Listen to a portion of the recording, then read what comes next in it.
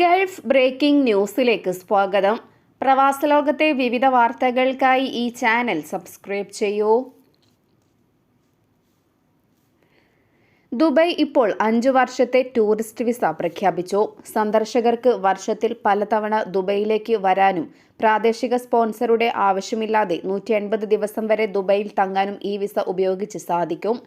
ദുബൈയുടെ general directorate of residency and foreigners affairs വഴി ഈ വിസയ്ക്ക് അപേക്ഷിക്കാം. അപേക്ഷിക്കുമ്പോൾ കാലയളവ് തിരഞ്ഞെടുക്കാൻ സാധിക്കും. ബിസിനസ്സിനായി പതിവായി ദുബായ് സന്ദർശിക്കാനാണെങ്കിലും കുടുംബത്തോടൊപ്പം സമയം ചെലവഴിക്കാനാണെങ്കിലും ഈ വിസ തിരഞ്ഞെടുക്കുന്നത് നല്ല തീരുമാനമായിരിക്കും. 5 വർഷത്തെ മൾട്ടിപ്പിൾ എൻട്രി ടൂറിസ്റ്റ് വിസയ്ക്ക് അപേക്ഷിക്കുമ്പോൾ ശ്രദ്ധിക്കേണ്ട കാര്യങ്ങൾ ഇനി പറയുന്നു. കുറഞ്ഞത് 6 മാസത്തെ സാധുതയുള്ള പാസ്പോർട്ട് അപേക്ഷകന് ഉണ്ടായിരിക്കണം. അപേക്ഷകൻ താമസിക്കുന്ന സ്ഥലത്തിന്റെ രേഖ ഉണ്ടായിരിക്കണം. രാജ്യം വിട്ടു പോകാൻ വേണ്ടിയുള്ള ടിക്കറ്റ് കൈവശം ഉണ്ടായിരിക്കണം. യുഎയിൽ സാധുവായ ആരോഗ്യ ഇൻഷുറൻസ് പരിരക്ഷ ഉണ്ടായിരിക്കണം. $4000 ബാങ്ക് ബാലൻസ് സ്റ്റേറ്റ്മെന്റ് അപേക്ഷകൻ കാണിക്കണം. 90 ദിവസത്തെ തുടർച്ചയായ താമസം എവിടെയാണെന്ന് കാണിക്കണം. ഇനി അത് 90 ദിവസത്തേക്ക് കൂടി നീട്ടുകയാണെങ്കിൽ അതിനുള്ള സൗകര്യവും ഏർപ്പെടുത്തിയിരിക്കണം. അതേസമയം അപേക്ഷകർക്ക് 1 വർഷത്തിൽ 90 ദിവസത്തിൽ കൂടുതൽ തുടർച്ചയായി യുഎയിൽ തങ്ങാൻ കഴിയില്ലെന്നാണ് GDRFA നൽകുന്ന വിശദീകരണം. പരമാവധി 1 വർഷത്തിൽ 180 ദിവസം നിൽക്കാൻ സാധിക്കും. വിസയ്ക്ക് അപേക്ഷിക്കുമ്പോൾ ഒരു സിംഗിൾ ഫോട്ടോ, 6 മാസത്തേക്ക് സാധുതയുള്ള പാസ്പോർട്ട് പകർപ്പ്, 6 മാസത്തെ ബാങ്ക് സ്റ്റേറ്റ്മെന്റ്, ആരോഗ്യ ഇൻഷുറൻസ് വിശദാംശങ്ങൾ, മടക്കയാത്ര ടിക്കറ്റ് എന്നിവ കൈവശമുണ്ടെങ്കിൽ 5 വർഷത്തെ ടൂറിസ്റ്റ് വിസയ്ക്കായി അപേക്ഷിക്കാം. സൗദി പ്രവാസികൾക്ക് തങ്ങളുടെ പാസ്പോർട്ട് വിവരങ്ങൾ അപ്ഡേറ്റ് ചെയ്യാൻ ഇനി ജനറൽ ഡയറക്ടറേറ്റ് ഓഫ് പാസ്പോർട്ടിന്റെ അഥവാ ജവാസാത്തിന്റെ ഓഫീസിലേക്ക് നേരിട്ട് ചെല്ലണമെന്നില്ല. പകരം അബ്ഷിർ പ്ലാറ്റ്ഫോം വഴി അവരുടെ തൊഴിലുടമകളുടെ അക്കൗണ്ടിലൂടെ പുതുക്കാവുന്നതാണ്. ഈ ഓൺലൈൻ സേവനത്തിന് വാറ്റ് ഉൾപ്പെടെ 69 റിയാൽ സേവന ചാർജ് ഈടാക്കും. 18 വയസ്സിനു മുകളിൽ പ്രായമുള്ള പ്രവാസികൾക്ക് അവരുടെ പാസ്പോർട്ട് പുതുക്കിയ ശേഷം അബ്ഷിർ പ്ലാറ്റ്ഫോമിൽ ഈ സേവനങ്ങൾ ലഭ്യമാകും. പ്ലാറ്റ്ഫോമിലെ എൻ്റെ സേവനങ്ങൾ എന്ന ലിങ്ക് വഴി പ്രവേശിച്ച് പാസ്പോർട്ടുകൾ എന്നത് തിരഞ്ഞെടുത്ത് റെസിഡൻസ് ഐഡന്റിറ്റി സേവനങ്ങൾ ആക്സസ് ചെയ്താൽ ഇവിടെ പാസ്പോർട്ട് വിവരങ്ങൾ അപ്ഡേറ്റ് ചെയ്യാം. ഇതിനായി പാസ്പോർട്ട് നമ്പറും കാലഹരണ തീയതിയും ശരിയായി കാണുന്ന രീതിയിൽ അബ്ഷിർ വെബ്സൈറ്റിൽ പാസ്പോർട്ടിൻ്റെ വ്യക്തമായ ഫോട്ടോ അറ്റാച്ച് ചെയ്യണം. മുൻ പാസ്പോർട്ട് നഷ്ടപ്പെട്ടിട്ടില്ലെന്നും പ്രവാസിക്കെതിരെ ജോലിയിൽ നിന്നും വിട്ടുനിൽക്കൽ റിപ്പോർട്ടില്ലെന്നും വ്യക്തമാക്കുന്ന ഒരു പ്രതിജ്ഞ അംഗീകരിച്ചാൽ മാത്രമേ ഈ സേവനം ലഭ്യമാകൂ. പുതിയ പാസ്പോർട്ട് വിവരങ്ങൾ രജിസ്റ്റർ ചെയ്യേണ്ട റെസിഡൻസി പെർമിറ്റിൽ ഗതാഗത നിയമലംഘനങ്ങൾ രേഖപ്പെടുത്തിയിട്ടില്ലെന്നും തൊഴിലുടമയ്ക്കും ജീവനക്കാരനും സുരക്ഷാ നിയന്ത്രണങ്ങൾ ഇല്ലെന്നുമുള്ള സത്യവാങ്മൂലം നൽകുകയും വേണം. കൂടാതെ അവർ ജീവിച്ചിരിപ്പുണ്ടാവുകയും ആരോഗ്യത്തോടെ ഇരിക്കുകയും വേണം. അബുദാബിയിൽ അധികൃതർ നിയമം കടുപ്പിക്കാൻ തീരുമാനിച്ചിരിക്കുന്നു. കെട്ടിടങ്ങളുടെ ദൃശ്യഭംഗിയെ ബാധിക്കുന്നതോ പൊതുജനാരോഗ്യത്തിന് അപകടമുണ്ടാക്കുന്നതോ ആയ വസ്തുക്കൾ ഫ്ളാറ്റുകളിലെയും വില്ലകളിലെയും മേൽക്കൂരകളിലും ബാൽക്കണികളിലും സൂക്ഷിക്കുന്നത് തെറ്റാണ്. ഇത് നഗര സൗന്ദര്യത്തിന് കോട്ടമുണ്ടാക്കുമെന്നാണ് അബുദാബി അഭിപ്രായപ്പെട്ടത്. രാജ്യത്തെ പൊതുജനങ്ങളുടെയും പ്രവാസികളുടെയും സുരക്ഷ കണക്കിലെടുത്ത് മുന്നറിയിപ്പ് നൽകിയിരിക്കുകയാണ് മുനിസിപ്പാലിറ്റി. കെട്ടിടങ്ങളുടെ ഭംഗിക്ക് ദോഷം വരുത്തുന്നതോ പൊതുജനങ്ങളുടെ ആരോഗ്യത്തിന് ഹാനികരമാകുന്നതോ ആയ കാര്യങ്ങളിൽ യാതൊരു വിധത്തിലുള്ള ഇളവുകളും നൽകില്ലെന്നും മുനിസിപ്പാലിറ്റി വ്യക്തമാക്കി.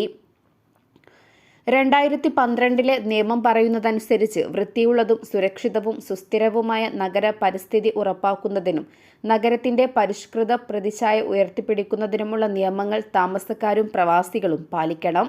ഈ നിയമത്തിനെതിരെ പ്രവർത്തിച്ചാൽ പിഴ ഈടാക്കും. ആദ്യ ലംഘനത്തിന് 500 ദിർഹം പിഴയും 2ാം തവണയുള്ള നിയമലംഘനത്തിന് 1000 ദിർഹം പിഴയും ഈടാക്കും. 3ാമത്തെ തവണയും നിയമലംഘനം ആവർത്തിച്ചാൽ അതോറിറ്റി 2000 ദിർഹം പിഴ ചുമത്തും. പലപ്പോഴും പല ഫ്ളാറ്റുകളിലും വില്ലകളിലും ബാൽക്കണികൾ അലങ്കോലമായി കിടക്കുന്നത് കാണാം. നിർമ്മാണ സാമഗ്രികൾ അല്ലെങ്കിൽ ഉപയോഗശൂന്യമായ ഫർണിച്ചറുകൾ എന്നിവ എല്ലാം സൂക്ഷിക്കാൻ പലപ്പോഴും ഈ സ്ഥലം തിരഞ്ഞെടുക്കാറുണ്ട്. ബാൽക്കണിയിലും ടെറസിലും ഉപയോഗമില്ലാത്ത സാധനങ്ങൾ സൂക്ഷിക്കുന്നത് കെട്ടിടത്തിനുള്ളിൽ കാറ്റും വെളിച്ചവും കടക്കുന്നത് തടസ്സപ്പെടുത്തും. പൊടി നിറഞ്ഞ വസ്തുക്കൾ ആരോഗ്യത്തിനും ദോഷകരമാണ്. അടിയന്തര സാഹചര്യത്തിൽ ബാൽക്കണി വഴി രക്ഷാപ്രവർത്തനം നടത്താനും ബുദ്ധിമുട്ടുണ്ടാകും. നഗരത്തിന്റെ നല്ല പേരും ജീവിത നിലവാരവും നിലനിർത്താൻ താമസക്കാർ സഹകരിക്കണമെന്നും നഗരസഭ അധികൃതർ വ്യക്തമാക്കി. അബുദാബി നഗരജീവിത നിലവാരം ഉയർത്തുന്നതിനുമുള്ള വിശാല ശ്രമങ്ങളുടെ ഭാഗമായിട്ടാണ് നിയന്ത്രണങ്ങൾ കടുപ്പിച്ചിരിക്കുന്നത്. വരും ദിവസങ്ങളിൽ പരിശോധന ശക്തമാക്കാനാണ് അധികൃതർ തീരുമാനിച്ചത്. അതേസമയം UAEയിൽ ജോലി ചെയ്ത് അബുദാബിയിൽ താമസിക്കുന്നവരുടെ എണ്ണം കൂടുതലാണ്. താമസ സൗകര്യങ്ങൾ തിരഞ്ഞെടുക്കുമ്പോൾ ആവശ്യങ്ങൾക്കും ബഡ്ജറ്റിനും അനുയോജ്യമായവ ലഭിക്കുമെന്നതാണ് പലരും ഇവിടെ താമസത്തിനായി എത്തുന്നതിനുള്ള കാരണം. അബുദാബിയിൽ നിരവധി റിയൽ എസ്റ്റേറ്റ് ഏജന്റുമാർ പ്രവർത്തിക്കുന്നുണ്ട്. ഇവരുടെ സഹായത്തോടെ ആവശ്യമായ ബജറ്റിൽ താമസ സൗകര്യം തിരഞ്ഞെടുക്കാനും സാധിക്കും. അബുദാബിയിലെ 2 പ്രധാന ഹൈവേകളിൽ ഈ മാസം 14 മുതൽ പുതിയ വേഗതാ നിയന്ത്രണം നിലവിൽ വരുമെന്ന് അധികൃതർ അറിയിച്ചു. Abu Dhabi Swaihan road, Sheikh Khalifa bin Zayed international road എന്നീ റോഡുകളിലാണ് വേഗപരിധി കുറച്ചത്. മണിക്കൂറിൽ 20 കിലോമീറ്റർ വരെയാണ് കുറവ് വരുത്തിയിരിക്കുന്നത്. നിയമം ലംഘിക്കുന്നവരിൽ നിന്നും പിഴ ഈടാക്കും. പുതിയ വേഗപരിധി അനുസരിച്ച് അബുദാബി സ്വിഹാൻ റോഡിൽ ഇനി മണിക്കൂറിൽ 100 കിലോമീറ്റർ വേഗതയിൽ മാത്രമേ വാഹനങ്ങൾ ഓടിക്കാൻ പാടുള്ളൂ. നേരത്തെ ഇത് മണിക്കൂറിൽ 120 കിലോമീറ്റർ ആയിരുന്നു. അതുപോലെ Sheikh Khalifa bin Zayed international റോഡിലെ പുതിയ വേഗപരിധി മണിക്കൂറിൽ 140 കിലോമീറ്ററാണ്. നിലവിൽ ഇവിടെ മണിക്കൂറിൽ 160 കിലോമീറ്റർ വരെ വേഗതയിൽ സഞ്ചരിക്കാം. പൊടി, മൂടൽമഞ്ഞ്, മഴ തുടങ്ങിയ പ്രതികൂല കാലാവസ്ഥകളിൽ അബുദാബിയിൽ താൽക്കാലികമായി വേഗപരിധി കുറയ്ക്കുന്നത് പതിവാണ്. ദൂരക്കാഴ്ച കുറയുന്ന സാഹചര്യങ്ങളിൽ സുരക്ഷ ഉറപ്പാക്കുന്നതിനു വേണ്ടിയാണിത്. എന്നാൽ ഇപ്പോൾ പ്രഖ്യാപിച്ചിരിക്കുന്ന ഈ വേഗതാ നിയന്ത്രണം സ്ഥിരമായ മാറ്റമാണ്. ഇന്ത്യൻ പ്രധാനമന്ത്രി നരേന്ദ്രമോദി ഈ മാസം സൗദി അറേബ്യ സന്ദർശിക്കും. 4 വർഷത്തിനു ശേഷം മോദി സൗദിയിലെത്തുമ്പോൾ ഇരു രാജ്യങ്ങളും വലിയ പ്രതീക്ഷയിലാണ്. 2 ദിവസം സൗദിയിൽ തങ്ങുന്ന മോദിയുടെ ലക്ഷ്യം ഇരു രാജ്യങ്ങളും തമ്മിലുള്ള സൗഹൃദം ശക്തിപ്പെടുത്തലും വ്യാപാരവും നിക്ഷേപവും വർദ്ധിപ്പിക്കലുമാണ്. പ്രതിരോധ രംഗത്തും ഊർജ്ജ മേഖലയിലും സൗദിയും ഇന്ത്യയും സഹകരണം ശക്തമാക്കാൻ ആലോചിക്കുന്നുണ്ട്. ബന്ധം ശക്തമാക്കുക എന്ന ലക്ഷ്യത്തോടെ രൂപീകരിച്ച ഇരു രാജ്യങ്ങളുടെയും പ്രതിനിധികൾ ഉൾപ്പെട്ട സമിതിയുടെ ഭാവി പ്രവർത്തനങ്ങളും അവലോകനം ചെയ്യും. ഇന്ത്യയെ പശ്ചിമേഷ്യ വഴി യൂറോപ്പുമായി ബന്ധിപ്പിക്കുന്ന സാമ്പത്തിക ഇടനാഴിയും പ്രധാന ചർച്ചയാകും. ഏപ്രിൽ 3-ാം വാരത്തിലാകും മോദി സൗദിയിലെത്തുക എന്നതാണ് ഉന്നത ഉദ്യോഗസ്ഥരെ ഉദ്ധരിച്ചുള്ള അനൌദ്യോഗിക റിപ്പോർട്ടുകൾ. കഴിഞ്ഞ വർഷം നവംബറിൽ സൗദി വിദേശകാര്യമന്ത്രി Faisal bin Farhan aloo Saud India സന്ദർശിച്ച സമയത്ത് മോദിയെ ക്ഷണിച്ചിരുന്നു. ഇരു രാജ്യങ്ങളും തമ്മിൽ കഴിഞ്ഞ കുറച്ച് വർഷങ്ങളായി ബന്ധം കൂടുതൽ മെച്ചപ്പെട്ടിട്ടുമുണ്ട്. ഇതോടെ ഇന്നത്തെ വാർത്തകൾ അവസാനിക്കുന്നു. പുതിയ വാർത്തകളുമായി വീണ്ടും കാണുന്നതുവരെ നന്ദി, നമസ്കാരം.